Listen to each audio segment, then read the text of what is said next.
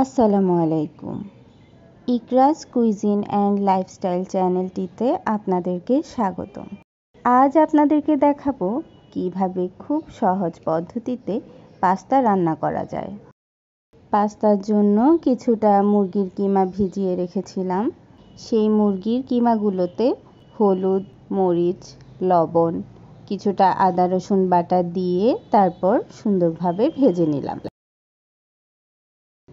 এখন একটি পাতিলে পানি গরম দিয়ে দিয়েছি। পানিতে 1 টেবিল চামচ পরিমাণ সয়াবিন তেল দিয়ে নিয়েছি। পানি যখন ফুটতে শুরু করেছে তখন পাস্তাগুলো ঢেলে দিলাম। পাস্তা সিদ্ধ হচ্ছে।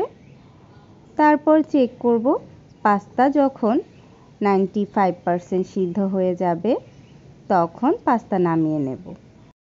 পাস্তার পানিগুলো ঝরিয়ে অবশ্যই ঠান্ডা পানি দিয়ে ভালো করে ধুয়ে নিতে হবে, কারণ যদি ঠান্ডা পানি দিয়ে ধোয়া না হয় সেক্ষেত্রে পাস্তাগুলো আটা আটা হয়ে যাবে। একটি পাতিলে তেল গরম দিয়েছি, সেখানে কিছুটা পরিমাণ পেঁয়াজ কুচি এবং কাঁচামরিচ দিয়ে দিয়েছি।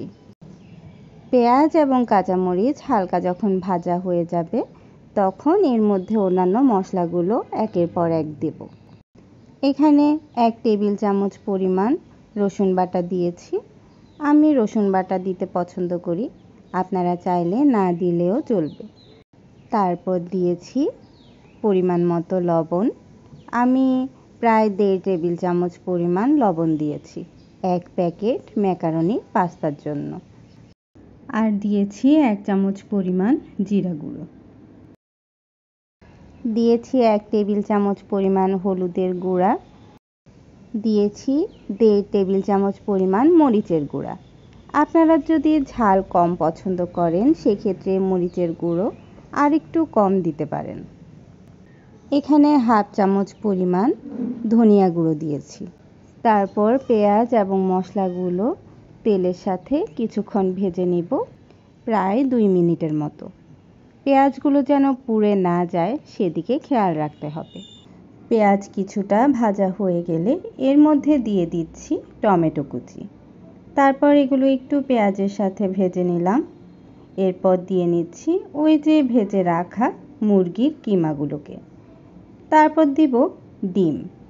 ডিম 2টি আমি আগেই একটি মগের মধ্যে ভালোভাবে ফেটিয়ে নিয়েছিলাম। তারপর এই ভেজে রাখা সব মশলাগুলোর মধ্যে ডিম দিয়ে দিয়েছি।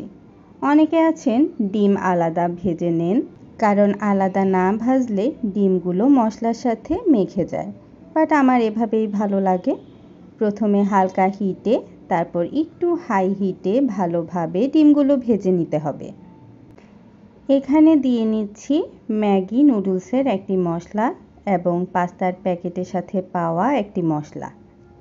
পাস্তার মশলাটি পাস্তার প্যাকেটের সাথেই ছিল, 2টি মশলা ছিল। আমি যেহেতু অন্যান্য সব মশলা দিয়েছি তাই একটি দিয়েছি। এই মশলাগুলো অপশনাল।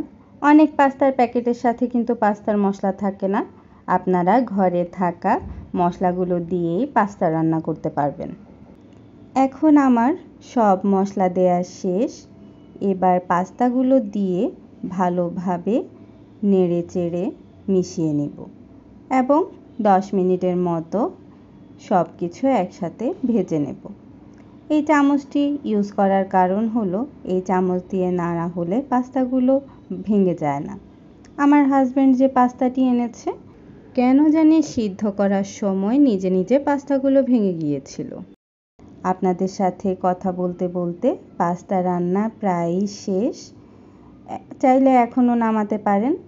যারা একটু ম্যাগি মশলা বা পাস্তার মশলা যেই ধরনের মশলাই পছন্দ করেন তারা চাইলে এই শেষ সময়ে ওই মশলাটি অ্যাড করে দিতে পারেন এবং তারপর পাস্তাকে ভালোভাবে সেই মশলার সাথে নেড়েচেড়ে মিশিয়ে নামিয়ে নেবেন।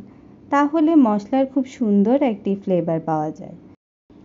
আমার বাবু যেহেতু এই পাস্তা খাবে তাই আমি আর বেশি মশলা দিইনি, ঝালও কিছুটা কমিয়ে দিয়েছি। আপনাদের সাথে কথা বলতে বলতে এখানে আমার পাস্তা রান্না শেষ। এখন পালা বক্স ভরে ফেলার। এই পাস্তাগুলো কিন্তু আমি আমার শ্বশুরবাড়িতে দিয়েছিলাম। সাথে আরও কিছু নাস্তার আইটেম দিয়েছিলাম, সেগুলো ব্লগ আকারে অলরেডি আমার চ্যানেলে শেয়ার করা হয়েছে। আপনারা যারা ব্লগটি দেখতে ইন্টারেস্টেড অবশ্যই চ্যানেলে ভিজিট করে ব্লগটি দেখে নেবেন। পাস্তাতে লবণ কিছুটা কম হয়েছিল, তাই আমি হালকা একটু লবণ ছিটিয়ে দিয়েছি। এখন লবণগুলো আবার ভালো করে মিশিয়ে নিতে হবে, না হলে কিছু কিছু জায়গায় লবণ কম হবে, কিছু জায়গায় লবণ বেশি হবে। তাই ভালোভাবে পাস্তাগুলো আমি মিশিয়ে নিয়েছি। এই যে আগুন বন্ধ করে দিলাম। এখন চলে গিয়েছি এই বক্সটিতে পাস্তাগুলো সার্ভ করতে। এই বক্সে করে শ্বশুরবাড়িতে পাস্তা পাঠিয়েছিলাম। প্রথমে ভেবেছিলাম বক্সটিতে তেমন একটা পাস্তা জায়গা হবে না, পরে দেখলাম যে না, ভালো পরিমাণই পাস্তা বক্সটিতে এঁটেছে। এই যে নিয়ে নিয়েছি, বক্সটি আটকে রাখলাম।